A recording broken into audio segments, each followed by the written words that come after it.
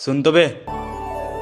ए हरे परऊ गांव के पकलू मंडल के एक लौता टुरा एकदम भोको है साले,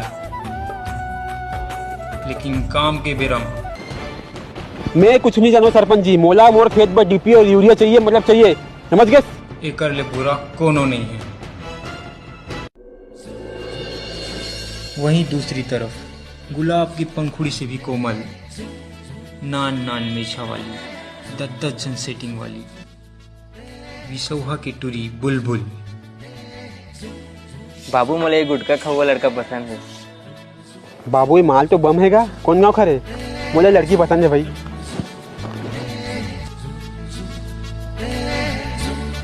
लेकिन ये दोनों की नियति तो कुछ और ही मंजूर रही से।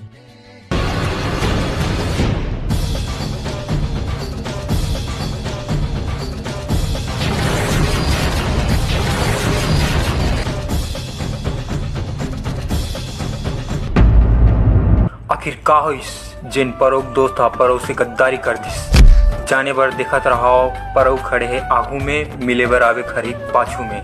सोमवार से शनिचर रात 12 बजे बकबका टीवी चैनल में।